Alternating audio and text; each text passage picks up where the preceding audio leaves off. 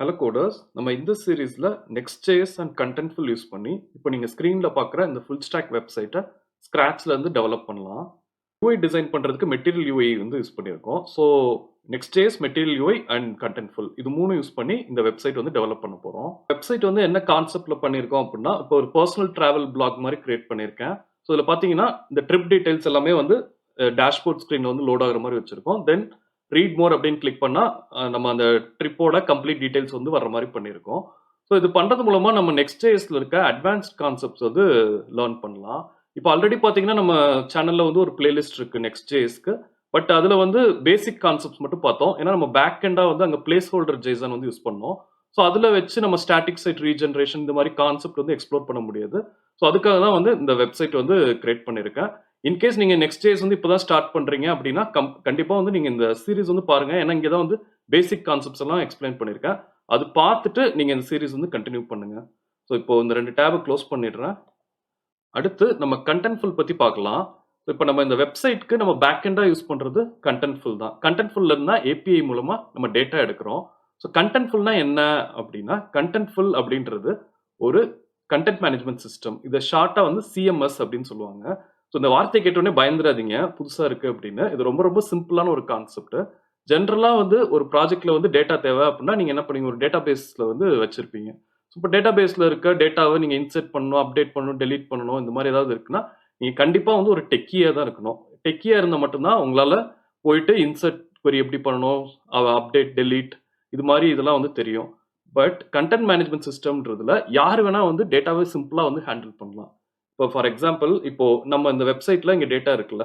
So இப்போ நான் இங்க போயிட்டு இப்போ இந்த வெப்சைட்கான சிஎம்எஸ் வந்து ஓபன் பண்ணியிருக்கேன். இப்போ சிஎம்எஸ்ல பாருங்க, இப்போ இங்க என்ன ஸ்ட்ரக்சர் இருக்கோ நம்ம வெப்சைட்ல, இப்போ இங்க வீக்கெண்ட் ட்ரிப்னு இருக்கு, இதை ஓபன் பண்றேன். ஸோ இங்க என்ன ஸ்ட்ரக்சர் இருக்கோ, இங்க பாத்தீங்கன்னா ஒரு இமேஜ் இருக்கு. இந்த இந்த இது போனோம்னா இங்க தம்ப்நெயில்ல வந்து இந்த ட்ரெயின் தம்ப்நெயில் இருக்கு. உள்ள வந்தோம்னா நமக்கு இந்த இமேஜ் இருக்கு, இந்த கண்டென்ட் இருக்குல்ல. இந்த கண்டென்ட்டை அப்படியே போய் நீங்க டைரக்டா இதுல வந்து கொடுத்துருவீங்க. ஸோ இதான் கண்டென்ட் மேனேஜ்மெண்ட் சிஸ்டம். இதான் நமக்கு இங்க பேக் எண்ட் மாதிரி. இப்போ பேக் எண்ட்ல பாத்தீங்கன்னா டைட்டில் இருக்கு, இந்த தம்ப்நெயில் வந்து ஆட் பண்ணியிருக்கோம், கண்டென்ட் இமேஜ் வந்து ஆட் பண்ணியிருக்கோம், தென் மொத்த டெஸ்கிரிப்ஷன்லாம் வந்து ஆட் பண்ணியிருக்கோம்ல. இதை வந்து டைரக்டா API ரெக்வஸ்ட் மூலமா நீங்க அக்சஸ் பண்ணலாம்.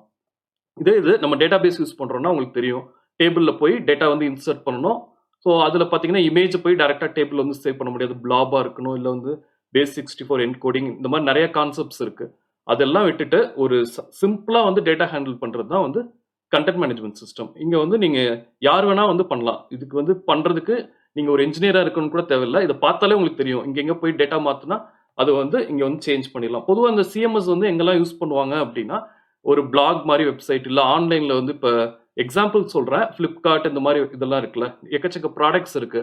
ஒவ்வொரு தடவையும் அவங்க போய் டேட்டா பேஸ்ல வந்து சேஞ்ச் பண்றதுக்கு பதிலாக அவங்க கண்டென்ட் இப்போ நம்ம CMS இருக்குல்ல, கண்டென்ட் மேனேஜ்மெண்ட் சிஸ்டம், இது மாதிரி யூஸ் பண்றோம் அப்படின்னா ஈஸியா வந்து நீங்க ஒரு என்ட்ரியை ஆட் பண்றது, ரிமூவ் பண்றது எல்லாமே வந்து பேக் எண்ட்ல இருந்து ரொம்ப சிம்பிளாவே வந்து பண்ணலாம். இந்த கான்செப்ட் தான் கண்டென்ட் மேனேஜ்மெண்ட் சிஸ்டம். ஸோ இப்போ நம்ம யூஸ் பண்ண போறது Contentful அப்படின்றது ஒரு கம்பெனின்னு நினச்சிக்கோங்களேன். ஸோ இந்த Contentful ப்ரொவைட் பண்ற CMS வந்து நம்ம யூஸ் பண்ண போறோம். நம்ம ப்ராஜெக்ட்க்கு வந்து பேக் எண்டா வந்து வச்சிருக்க போறோம். ஸோ இன்கேஸ் வந்து உங்களுக்கு இது புரியல அப்படின்னாலும் பிரச்சனை இல்லை. நம்ம நெக்ஸ்ட் அப்கமிங் வீடியோஸ்ல ஒவ்வொன்றா வந்து கான்ஃபிகர் பண்ணுவோம். அப்போ உங்களுக்கு ரொம்ப ஈஸியாவே புரிஞ்சிடும். CMSன்றது ரொம்ப சிம்பிளான கான்செப்ட் தான். ஓகே, ஸோ இப்போ நம்ம என்ன பண்ண போறோம் அப்படின்னு உங்களுக்கு கிளியரா புரிஞ்சிருக்கும் அப்படின்னு நினைக்கிறேன். ஸோ இப்போ வந்து கோட் வந்து செட்டப் பண்ணலாம். ஸோ இப்போ கோட் ஓப்பன் பண்றேன். இப்போ கோட்ல பாத்தீங்கன்னா இப்போ நான் npx create next app command இருக்குல்ல, ஸோ அதுதான் யூஸ் பண்ணி travel-blog அப்படின்னு ஒரு ப்ராஜெக்ட் வந்து கிரியேட் பண்ணியிருக்கேன். ஸோ இப்போ இந்த ப்ராஜெக்டை வந்து பில்ட் பண்ணோம்னா நமக்கு இதை டிஃபால்ட்டா Next.jsல இருக்க இந்த லேண்டிங் பேஜ் தான் லோட் ஆகும். ஸோ அதை வந்து எடுத்துட்டு இப்போ நம்ம ப்ராஜெக்ட் வந்து செட்டப் பண்ணலாம். இப்போ செட்டப் பண்றதுக்கு நான் ஆல்ரெடி சொன்ன மாதிரி நம்ம மெட்டீரியல் UI வந்து யூஸ் பண்ண போறோம். ஸோ கண்டிப்பா வந்து மெட்டீரியல் UI வந்து இன்ஸ்டால் பண்ணணும். ஸோ நான் MUI வெப்சைட் போறேன். இந்த லிங்க் வேணும்னா உங்களுக்கு டிஸ்கிரிப்ஷன் ஆட் பண்றேன். பட் நீங்க ஜஸ்ட் கூகுள்ல MUI.com போட்டாலே வந்துடும். ஸோ அதில் போய் டிஃபால்ட் இன்ஸ்டாலேஷன் இருக்குல்ல, ஸோ ஃபர்ஸ்ட் இந்த கமாண்ட் காப்பி பண்ணிக்கிறேன். காப்பி பண்ணிட்டு இன்னொரு டேப் ஓப்பன் பண்ணிட்டு இதை இன்ஸ்டால் பண்றேன்.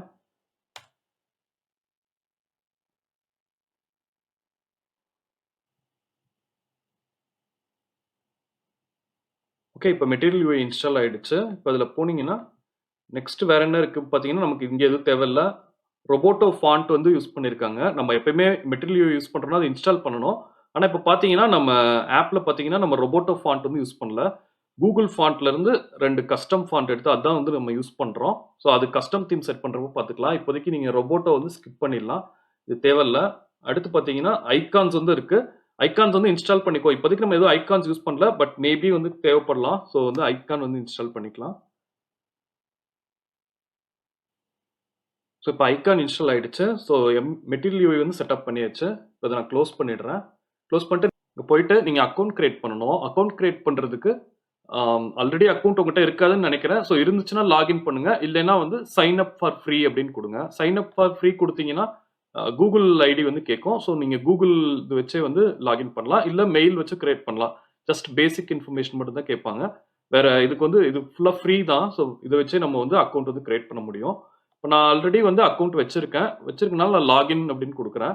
ஸோ லாகின் கொடுத்தேன்னா என்னோட ஜிமெயில் ஐடி எடுத்துட்டு லாகின் ஆயிடுச்சு. ஒன்ஸ் உள்ள வந்த உடனே என்னன்னா, இப்போ நான் வந்து ஸ்பேஸ் எதுவும் இல்ல. அதனால வந்து இப்படி இந்த மாரி அனிமேஷன் வந்துட்டு இருக்கு. ஸோ இங்க போயிட்டு ஒன்ஸ் நீங்க லாகின் பண்ண உடனே போய் ஸ்பேஸ் வந்து கிரியேட் பண்ணணும். நான் அத கிளிக் பண்றேன். சாரி இது ஒர்க் ஆகல. நான் இங்க போயிட்டு ஆட் எ ஸ்பேஸ் இருக்குல்ல. ஸோ இங்க போய் ஆட் எ ஸ்பேஸ் வந்து கிளிக் பண்ணுங்க.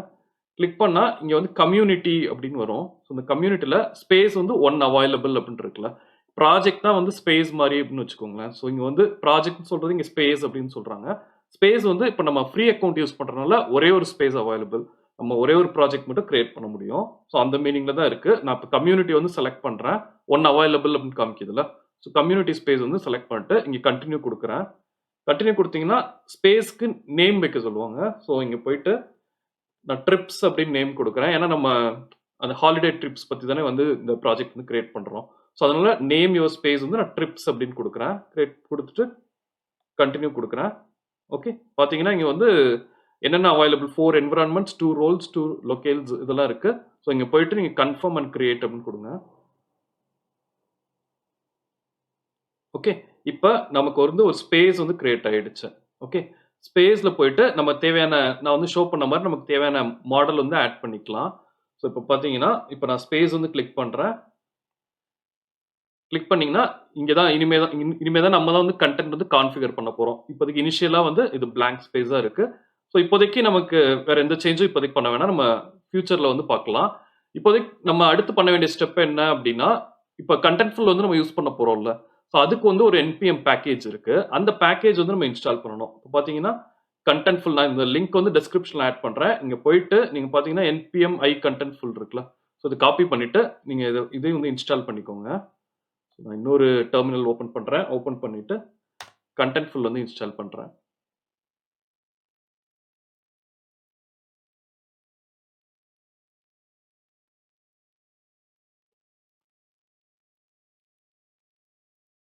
ஓகே. ஸோ இப்போ கண்டென்ட்ஃபுல் இன்ஸ்டால் ஆயிடுச்சு. இப்போ பார்த்தீங்கன்னா நம்ம ப்ராஜெக்ட் வந்து கிரியேட் பண்ணிட்டோம். ப்ராஜெக்ட் வந்து செட்டப் பண்ணிட்டோம். அது மாதிரி கண்டென்ட்ஃபுல்ல போயிட்டு நமக்கு ஒரு ஸ்பேஸ் வந்து கிரியேட் பண்ணிட்டோம். ஆனா இது 2யும் நம்ம வந்து லிங்க் பண்ணணும். லிங்க் பண்ணா தான் ஒர்க் ஆகும். ஸோ எப்படி பண்றது அப்படின்னு நீங்க கீழ வந்து பார்த்தீங்கன்னா, இங்க வந்து குடுத்திருப்பாங்க. கண்டென்ட்ஃபுல்க்கு வந்து நம்ம ஒரு கிளையண்ட்ன்னு இருக்கும். அந்த கிளையண்ட் வந்து கிரியேட் பண்ணணும். கிரியேட் பண்ணி ஆக்சஸ் டோக்கன், அந்த ஸ்பேஸ், இந்த வேல்யூஸ்லாம் குடுத்தா தான் வந்து கம்யூனிகேஷன் வந்து நடக்கும். நம்ம ப்ராஜெக்ட்டுக்கும், கண்டென்ட்ஃபுல்க்கும். இங்க இருக்க டேட்டா புல் பண்றதுன்னா நம்ம இது மாதிரி தான் வந்து பண்ண முடியும். ஸோ அப்போ அது பண்றதுக்கு ஃபர்ஸ்ட் இப்போ இங்க போங்களேன். இப்போ ஹோம் இருக்குல்ல. இப்போ ஹோம்ல போயிட்டு இப்போ கிரியேட் பண்ணியிருக்கோம்ல, இங்க போயிட்டு செட்டிங்ஸ்ல போயிட்டு ஏபிஐ கீஸ் அப்படின்னு இருக்கும். ஏபிஐ கீஸ் கிளிக் பண்ணுங்க. ஏபிஐ கீஸ் வந்து கிளிக் பண்ணோடனே ஆட் ஏபிஐ கீ இருக்குல்ல. ஸோ இது போயிட்டு ஆட் ஏபிஐ கீ கொடுத்தீங்கன்னா இப்போ வந்து நமக்கான டோக்கனும் ஒரு ஸ்பேஸ் ஐடி வந்து கிரியேட் ஆயிருக்குல்ல. இந்த ஸ்பேஸ் ஐடியும் ஒரு ஆக்சஸ் டோக்கனும் கிரியேட் ஆயிருக்கு. ஸோ அதுதான் வந்து இங்க கொடுத்துருக்காங்க பாருங்களேன். ஸோ வந்து கண்டென்ட்ஃபுல் நம்ம யூஸ் பண்றோம் அப்படின்னா this is the space ID. ஒரு ஸ்பேஸ் ஐடி வந்து நமக்கு இருக்கணும். அது மாதிரி ஆக்சஸ் டோக்கன் இருக்கணும். ஸோ அது ரெண்டும் இருந்தால் தான் வந்து நம்ம கம்யூனிகேட் பண்ண முடியும் கண்டென்ட்ஃபுல்லோட. ஸோ இந்த டேப் க்ளோஸ் பண்ணிடுறேன். ஸோ பார்த்தீங்கன்னா இங்கே தான் எல்லாம் இருக்கு. ஸோ ஸ்பேஸ் ஐடி இருக்கு, ஆக்சஸ் டோக்கன் இருக்கு. இது ரெண்டையும் வச்சு தான் வந்து நம்ம கோட்ல இருந்து இந்த கண்டென்ட்ஃபுல்ல வந்து கம்யூனிகேட் பண்ண முடியும். இப்போ இந்த ஆக்சஸ் டோக்கனையும் ஸ்பேஸ் ஐடியும் போயிட்டு நம்ம கோட்ல ஆட் பண்ணலாம். ஸ்பேஸ் ஐடி, ஆக்சஸ் டோக்கன் இதெல்லாம் வந்து ஆப்போட சீக்ரெட் மாதிரி. ஸோ அதை மெயின்டைன் பண்றதுக்காக நான் தனியாக இன்னொரு ஃபைல் வந்து கிரியேட் பண்றேன். ரூட்ல போயிட்டு .env ஃபைல் கிரியேட் பண்றேன். ஏன்னா நம்ம என்விரான்மெண்ட் ஃபைல்ல தான் வந்து இந்த மாதிரி வேரியபிள்ஸ்லாம் மெயின்டைன் பண்ணுவோம். இங்க வேரியபிள்ஸ் கிரியேட் பண்ணிக்கலாம். So contentful space ID so value வந்து நமக்கு அங்கே அந்த வெப்சைட்டில் இருக்க கண்டென்ட்ஃபுல் வெப்சைட்டில் இருக்க வேல்யூ எடுத்துக்கலாம். ஸோ ஸ்பேஸ் ஐடி இருக்குது, அதை அப்படியே பேஸ்ட் பண்ணிக்கிறேன். இங்கே கோட்ஸ் எதுவும் தேவையில்லை, நம்ம டேரெக்டாகவே பேஸ்ட் பண்ணலாம். கண்டென்ட்ஃபுல், இங்கே நம்ம ஆக்சஸ் டோக்கன் யூஸ் பண்ணணும். ஸோ ஆக்சஸ் டோக்கன் கொடுத்துக்கிறேன்.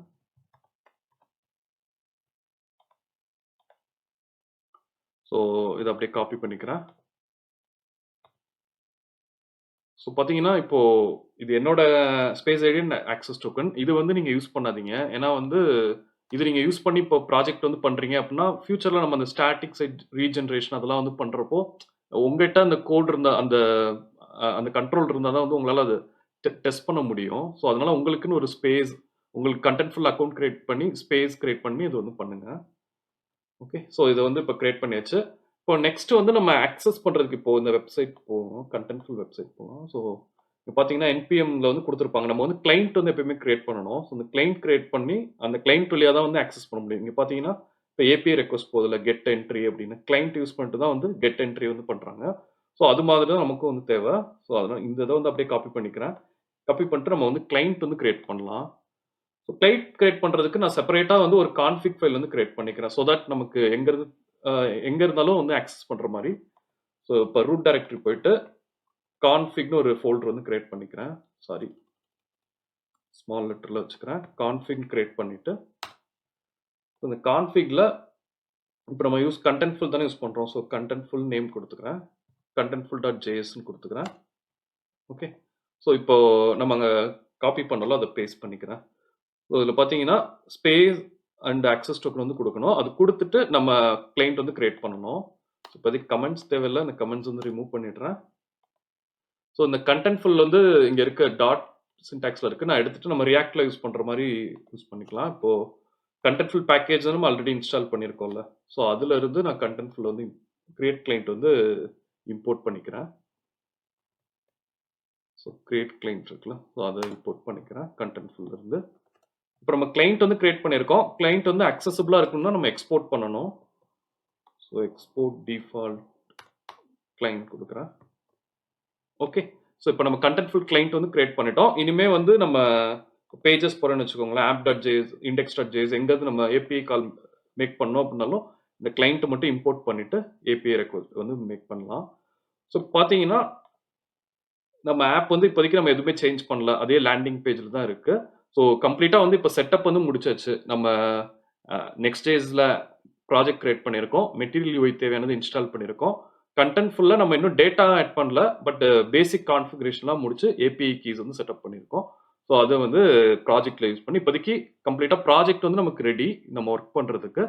ஓகே, ஸோ நம்ம நெக்ஸ்ட் இதில் இருந்து எப்படி கண்டென்ட்ஃபுல் எப்படி கான்ஃபிகர் பண்ணுறது, டேட்டா எப்படி ஆட் பண்ணுறது அப்படின்னு பார்க்கலாம். ஸோ இந்த வீடியோவில் ஏதாவது டவுட்ஸ் இருந்தால் நீங்கள் எனக்கு கமெண்ட் செக்ஷனில் ஆட் பண்ணுங்கள், நான் உங்களுக்கு கிளாரிஃபை பண்ணுறேன். தேங்க்யூ.